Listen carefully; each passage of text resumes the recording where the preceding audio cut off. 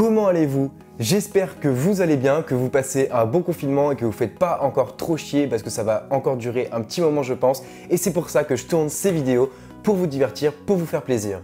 Il y a quelques semaines de ça, mon père m'a parlé de plusieurs livres qui ressemblent à ceci et qui regroupent en fait toutes les éditions des journaux par image de l'année 1963. Il y a donc 4 gros bouquins comme ça, comme vous pouvez le voir, ça fait quand même beaucoup. Et nous aujourd'hui, on va s'intéresser au premier et on va voir ce qu'on peut trouver à l'intérieur, ce qu'on peut dénicher. L'année 1963, ça remonte à quand même près de 60 ans, donc les choses ont bien changé depuis avec l'ère d'internet, enfin il s'est passé énormément de choses depuis, et du coup nous on va voir comment c'était à l'époque les journaux, que ce soit les pubs, les articles, les événements de l'année 1963. C'est fou de voir ça. Donc déjà de voir tous les produits qu'il y avait, donc les pubs, tout ça qu'il y avait à l'époque et aussi les articles. On va s'intéresser, on va focus sur certains articles plus en détail tout à l'heure si j'en trouve des plus intéressants. Mais en tout cas déjà je trouve ça hyper intéressant de voir ça. Je trouve ça trop stylé. Déjà premier article qu'on tombe, grève du cœur. Nos envoyés spéciaux à Moscou dans la salle d'opération du fameux professeur Demikov. Et on peut voir tout de suite. Le professeur soviétique Demikov est le seul homme au monde à réussir une opération que la chirurgie estimait impossible, la transplantation du cœur. Alors déjà, ça paraît ouf parce qu'aujourd'hui, la transplantation du cœur, c'est une opération qui est devenue plus commune de nos jours, alors qu'à l'époque, il y avait uniquement à Moscou que ce médecin pouvait faire ça, donc je trouve ça vraiment ouf, trop stylé.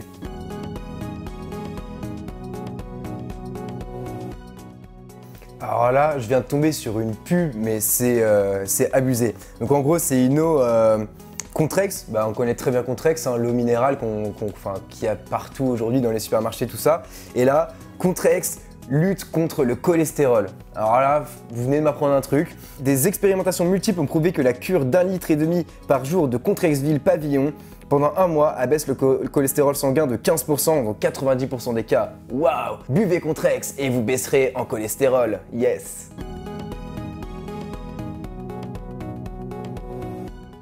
Je viens de tomber sur un article qui est super drôle. Donc en fait, c'est des médecins qui alertent au twist. Donc le twist, c'est un pas de danse qui se faisait énormément dans les années 60. Et ils disent que c'est hyper dangereux et que ça peut poser des traumatismes à l'ossature en fait. Et donc du coup, en face, on a Johnny. Donc déjà, vous pouvez voir Johnny super jeune qui dit j'ai twisté plus de 2000 heures, aucun accident. Et Johnny qui répond du coup dans une interview, évidemment, si vous dansez mal, c'est là que vous risquez de vous blesser.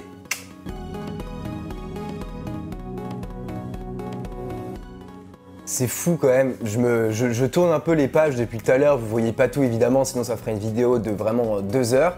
Mais c'est vraiment impressionnant de voir tous les produits qu'il y avait à l'époque et qui ont totalement évolué aujourd'hui. Et peut-être que vous, à votre vidéo, vous avez même pas connu ces produits. Et même moi, il y a beaucoup de produits que j'ai jamais vraiment connus.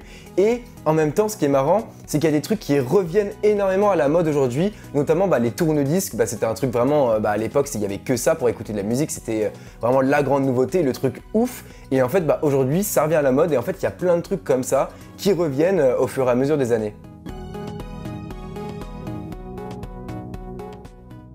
Alors voilà, encore une fois, une pub pour la lessive et typiquement, c'est exactement la même chose que la pub d'avant. Une femme qui tient un vêtement devant le truc, Dash, seul Dash garantit le linge plus propre et sans jamais déborder. Enfin vraiment, c'est toujours la même chose. À chaque fois, c'est la femme en mode « Yeah, regardez, la lessive, trop bien !» Mais ce que je me dis encore, c'est est-ce que aujourd'hui, ces phrases d'accroche, ce genre de manière d'exposer la publicité pourrait fonctionner pour vendre un produit, parce qu'on sait qu'aujourd'hui le marketing de masse est vraiment devenu, on va essayer de trouver le meilleur moyen de pervertir l'esprit de la personne pour qu'il achète la chose, et du coup je sais pas si ces choses-là pourraient encore fonctionner aujourd'hui.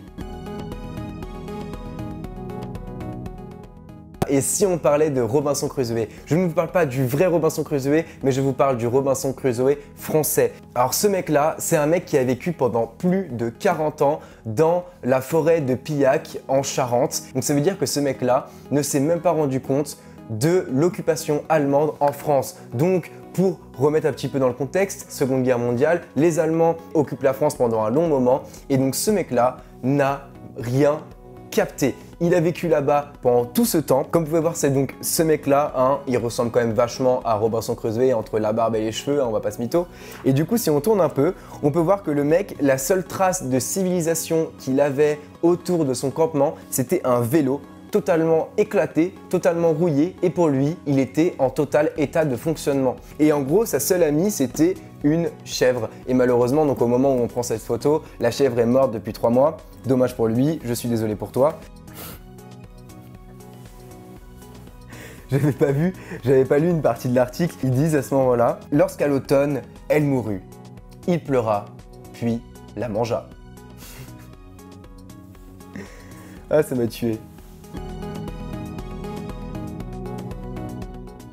Ah, cette pub-là, elle est marrante. C'est une pub de Colgate. Et donc le titre, c'est « Le super dentifrice Colgate supprime la mauvaise haleine, protège et blanchit les dents ». Donc déjà, quand on prend ça, rien d'extraordinaire. C'est une pub de dentifrice. On sait que aujourd'hui, la vision reste la même. C'est pour une meilleure haleine et pour des dents plus blanches, quoi. Mais c'est l'image qui est vraiment drôle. Donc en gros, on a cette meuf là qui se lave les dents avec Colgate et on a ces deux mecs là qui sont en train de la charo totale et il y a la meuf derrière. Pourquoi elle et pas moi? Parce que toi tu pues de la gueule, frérot, tu pues de la gueule, lave-toi les dents avec Colgate et après ça ira mieux, tu pourras te faire charo par tous les gars. Il y a un truc que je me demande quand même, c'est qu'il y a des entreprises aujourd'hui qui existent depuis énormément de temps, notamment on prend Lustucru, Panzani, Bic, enfin tous ces trucs là, et en fait je me dis, ces gens là, est-ce qu'ils recherchent des nouveaux trucs? Parce que typiquement, si on prend Bic, les stylos Bic, ils n'ont pas changé depuis que moi je vais à l'école quoi, et depuis que mes parents vont à l'école aussi, ils avaient des stylos Bic exactement pareil. Et genre, est-ce que vraiment ils recherchent des nouveaux trucs quoi? Et là, je me suis posé cette question parce que je viens de tomber sur une pub de Lustucru, qui déjà forcément à l'époque faisait des pâtes, et on peut voir que typiquement les pâtes, c'était exactement les mêmes qu'aujourd'hui. Après, au niveau du goût, je pourrais pas vous dire, j'ai pas un sachet de pâtes Lustucru de l'année 1963. Mais en tout cas, elles ont la même gueule et je me dis que bah en fait, depuis 1963, ils ont pas fait grand chose quoi. Ah là là, il y a un truc qu'on pourra quand même pas retirer à ces époques-là, toutes les années 50, 60, c'est les voitures. On peut voir que clairement, les voitures étaient quand même vachement plus stylées quoi. Vous préférez quoi? Une Citroën C1 d'aujourd'hui ou ça?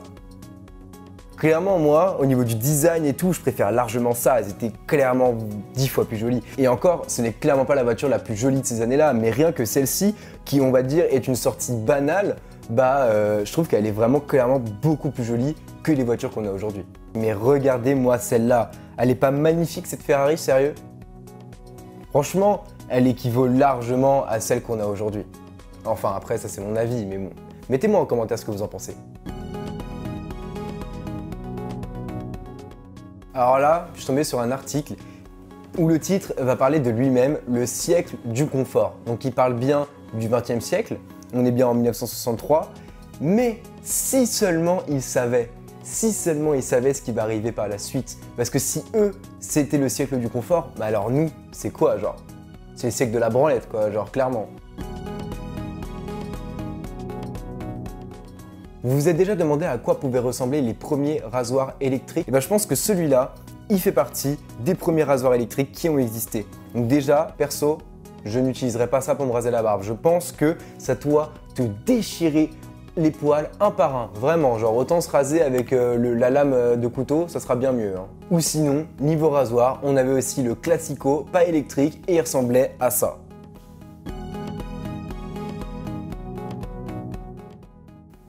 Connaissez-vous Vache qui rit? Bien sûr que vous connaissez Vache qui rit parce que c'est un fromage, je sais pas si on peut appeler vraiment ça du fromage, mais ça ne s'est pas toujours appelé Vache qui rit puisque à cette époque-là, ça s'appelait Bombelle.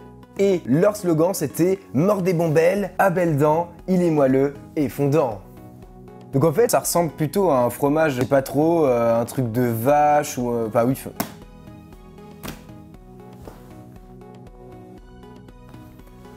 Bien sûr que c'est de la vache, puisque leur truc iconique c'est une vache, enfin je suis con putain.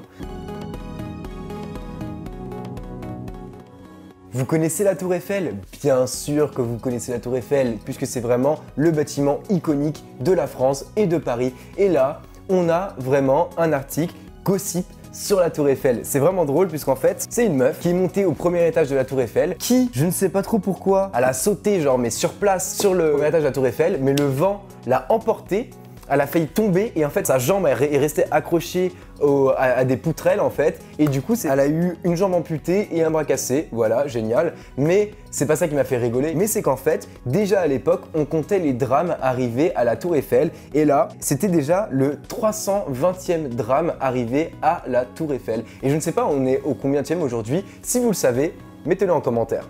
Ça y est, on est arrivé à bout de ce premier volume de l'année 1963 des Paris Match. Très clairement, j'ai trouvé ça super intéressant. Je pense que celui-ci n'est pas forcément le plus intéressant, il y en a encore 3 autres. Et du coup, si cette vidéo vous a plu, n'hésitez pas à le mettre en commentaire ou de vous exprimer au travers d'un gros pouce bleu des familles. Si vous voulez un deuxième épisode sur le deuxième volume, n'hésitez pas à me le dire aussi. Moi en tout cas, j'ai adoré tourner cette vidéo, j'ai appris plein de trucs. On peut très clairement voir que sur certains sujets, la manière de percevoir les choses et de les aborder a totalement changé. Mais sur certains autres sujets, c'est toujours la même chose, on est toujours dans le même genre de conflit et dans le même genre de problème.